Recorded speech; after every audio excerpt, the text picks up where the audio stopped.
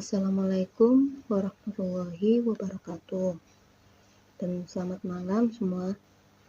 Di video kali ini saya akan menjelaskan tentang materi membangun integritas sebagai tenaga kerja profesional.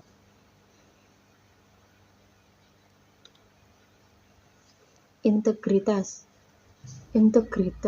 adalah keseimbangan antara nilai, prinsip, dan tindakan seseorang dalam kehidupan sehari-hari maupun bekerja. Dalam dunia kerja, memiliki integritas berarti tetap berpegang teguh pada nilai moral dan etika profesional, tanpa tergoda untuk melakukan hal-hal yang bertentangan dengan prinsip tersebut.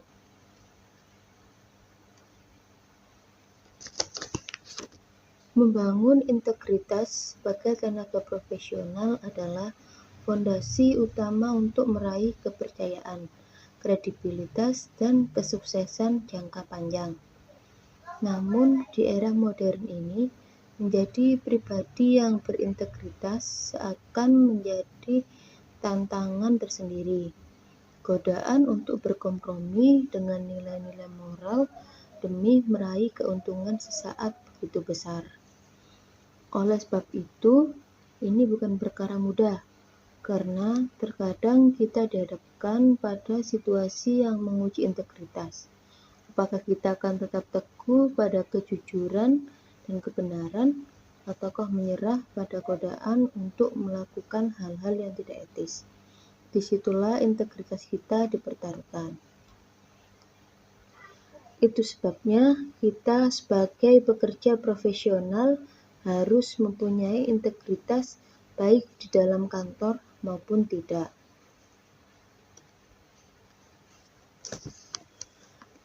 Langkah penting untuk membangun dan menjaga integritas dalam bekerja.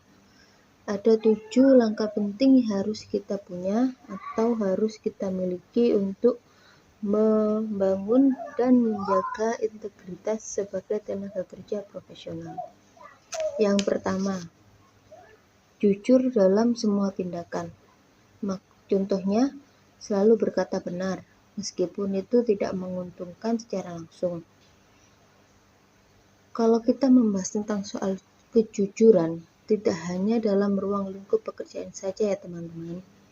Dalam kehidupan kita sehari-hari juga harus berkata jujur, karena jujur adalah etika pribadi yang harus kita punya dimanapun kita berada.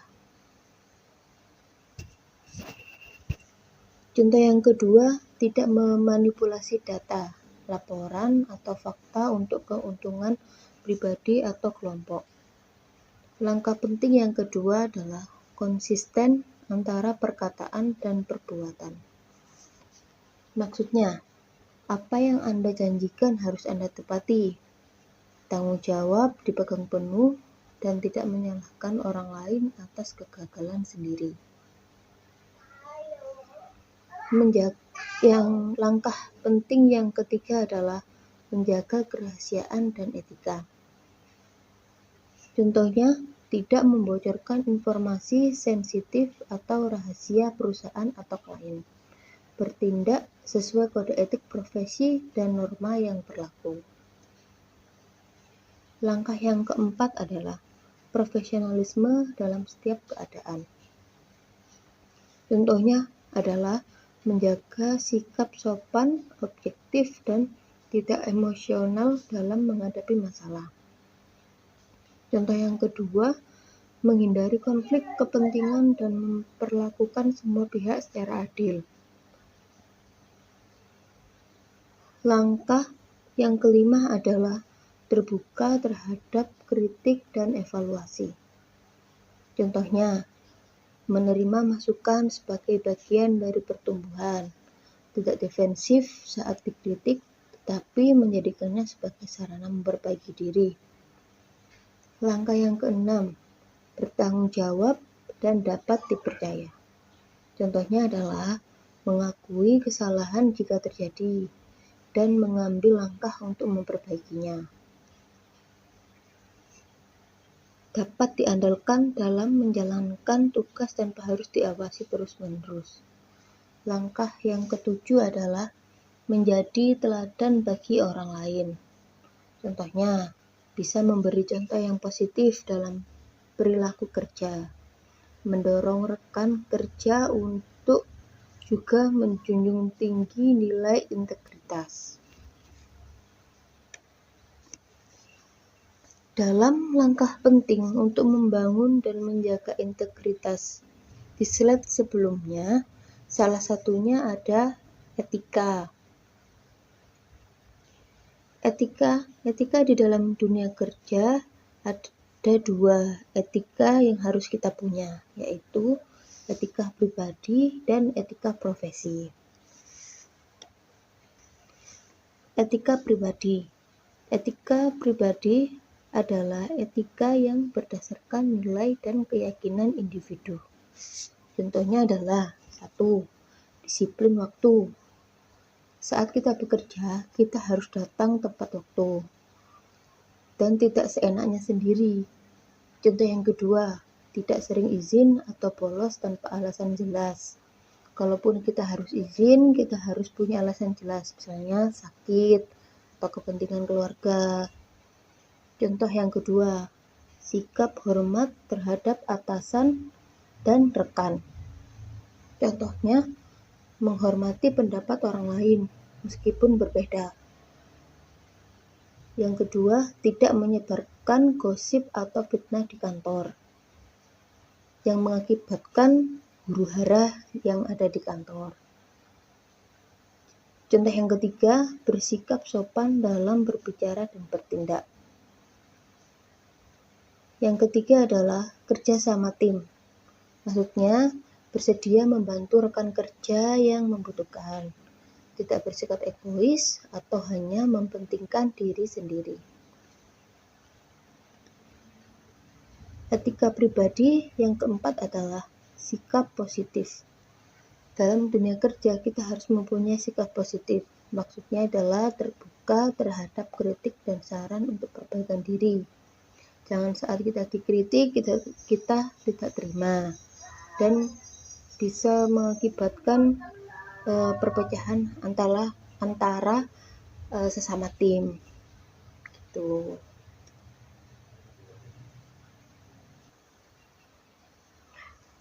Etika yang kedua adalah etika profesi.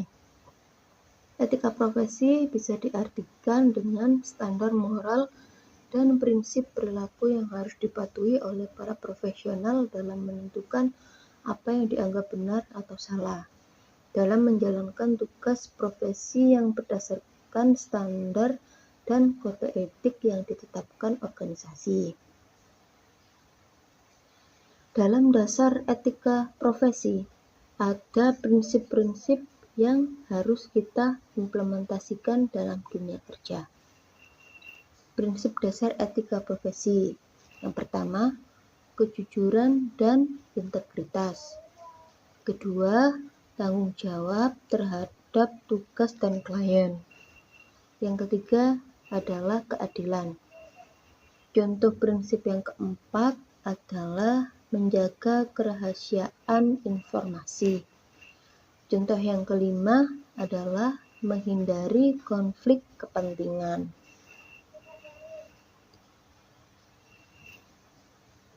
Tujuan etika profesi bertujuan untuk menjaga nama baik profesi, memberikan panduan bagi para profesional. Lalu ada tujuan yang ketiga, meningkatkan kualitas layanan atau pekerjaan. Tujuan yang terakhir adalah bisa melindungi kepentingan klien, masyarakat, dan pihak terkait.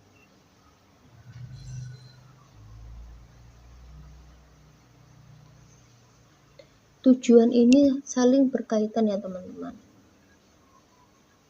Ini adalah hal yang penting saat kita ingin membangun integritas yang bagus di lingkungan kerja.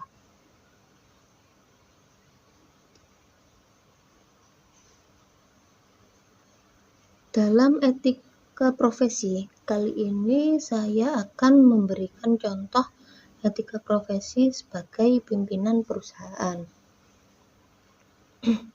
Yang pertama, ada transparansi. Transparansi bisa dikatakan atau bisa diartikan dengan mengutamakan keterbukaan informasi dalam komunikasi internal dan eksternal. Contohnya, bisa memberikan laporan yang akurat dan tepat waktu kepada pemegang saham dan dewan direksi.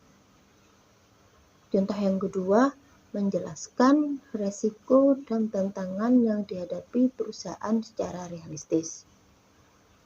Adapun contoh kode etik profesi pimpinan perusahaan yang kedua adalah keadilan dan anti diskriminasi. Maksudnya adalah memperlakukan seluruh karyawan dan mitra usaha secara adil tanpa memandang suku agama, jenis kelamin, atau latar belakang lainnya. Contohnya, keadilan dan anti diskriminasi itu seperti apa sih? Bisa menghindari nepotisme dalam perekrutan atau promosi jabatan, menciptakan lingkungan kerja yang inklusif dan aman. Contoh kode etik profesi yang ketiga adalah tanggung jawab sosial dan lingkungan. Maksud dari tanggung jawab sosial dan lingkungan adalah bisa mengintegrasikan prinsip tanggung jawab sosial dalam kebijakan dan operasional perusahaan. Adapun contoh dari tanggung jawab sosial dan lingkungan sebagai seorang pimpinan perusahaan. Pertama, mendukung program CSR atau Corporate Social Responsibility. CSR. Apa sih itu CSR? CSR adalah suatu konsep bahwa organisasi, khususnya perusahaan, adalah memiliki suatu tanggung jawab terhadap konsumen, karyawan, pemegang saham, komunitas, dan lingkungan dalam segala aspek operasional perusahaan, seperti terhadap masalah-masalah yang berdampak. Contoh dari tanggung jawab sosial dan lingkungan yang kedua adalah selain mendukung program CSR, pimpinan juga bisa menjaga kelestarian lingkungan dan patuh pada regulasi yang berlaku.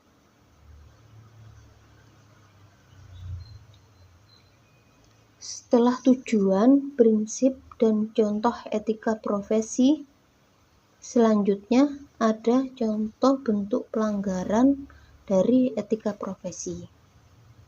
Ya teman-teman, contoh pelanggaran etika profesi. Contoh yang pertama, memberikan informasi palsu atau menyesatkan. Contoh yang kedua, menyalahgunakan wewenang untuk kepentingan pribadi. Contoh yang ketiga, mengungkapkan data klien tanpa izin. Contoh yang kelima, menerima suap atau gratifikasi. Contoh pelanggaran etika profesi yang lain bisa seperti plagiarisme, korupsi, atau yang lain-lain juga bisa.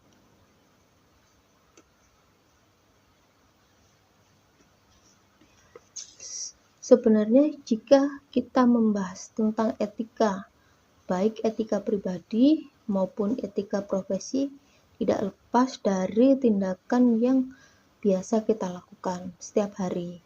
Dan tanpa kita sadari, etika adalah cerminan dari dalam diri yang keluar sebagai perilaku atau tindakan-tindakan yang kita lakukan.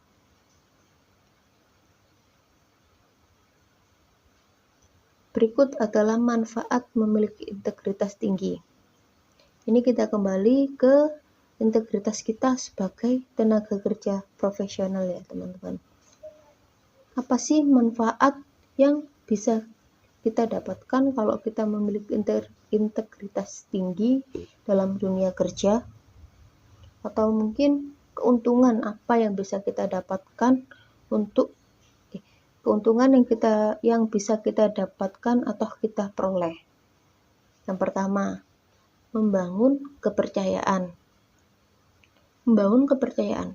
Orang yang berintegritas akan lebih mudah mendapatkan kepercayaan dari orang lain, baik itu rekan kerja, atasan, bawahan, klien, maupun mitra bisnis. Manfaat yang kedua, bisa meningkatkan produktivitas. Dengan menjadi pribadi yang jujur dan bertanggung jawab, Anda akan lebih termotivasi untuk bekerja dengan giat dan memberikan hasil yang terbaik. Selanjutnya, manfaat yang ketiga, menciptakan lingkungan kerja yang positif. Maksudnya gimana sih menciptakan lingkungan kerja yang positif? Suasana kerja akan terasa lebih nyaman dan kondusif. Tidak akan ada saling curiga, iri, atau menjatuhkan satu sama lain. Manfaat yang terakhir adalah peluang kemajuan karir. Karyawan dengan integritas tinggi biasanya lebih dipercaya untuk menduduki posisi-posisi penting dalam perusahaan. Karena biasanya pimpinan atau bos tempat kita kerja akan memberikan reward atau hadiah dengan bentuk kenaikan jabatan. Misalnya, apabila kita dianggap mempunyai jiwa integritas yang tinggi sesuai kriteria perusahaan, otomatis kita akan dipromosikan sebagai jabatan yang lebih tinggi dari kita sebelumnya. Gitu. Terbentuknya sikap karyawan yang baik juga tidak lepas dari peran penting perusahaan. Mungkin ini bisa jadi bahan pertimbangan atau saran kepada perusahaan-perusahaan apabila menginginkan karyawannya bisa memiliki jiwa integritas yang tinggi. Contoh yang pertama adalah perusahaan harus menetapkan nilai, visi, dan misi yang jelas. Yang kedua, melibatkan karyawan dalam pengembangan budaya kerja di perusahaan. Contoh yang ketiga, membangun komunikasi terbuka dan transparan. Contoh yang keempat, membentuk sistem reward untuk karyawan. Apabila ada karyawan yang mempunyai prestasi lebih, mungkin perusahaan akan memberikan reward sebagai apresiasi atas kerja keras karyawan tersebut. Contoh yang kelima, tegas dalam menangani pelanggaran tanpa harus memihak kepada siapapun ya. Kalau yang salah ya ditindak secara wajar. Contoh yang terakhir, evaluasi berkala dan pemantauan berkelanjutan. Integritas adalah salah satu kunci kesuksesan yang seringkali terabaikan. Orang cenderung berfokus mengejar pencapaian dengan menghalalkan segala cara, tanpa menyadari bahwa sejatinya kesuksesan yang hakiki lahir dari pribadi yang berintegritas. Orang yang berpegang teguh pada kejujuran, tanggung jawab, dan komitmen pada nilai-nilai luhur, pada akhirnya akan menuai kepercayaan dan penghargaan.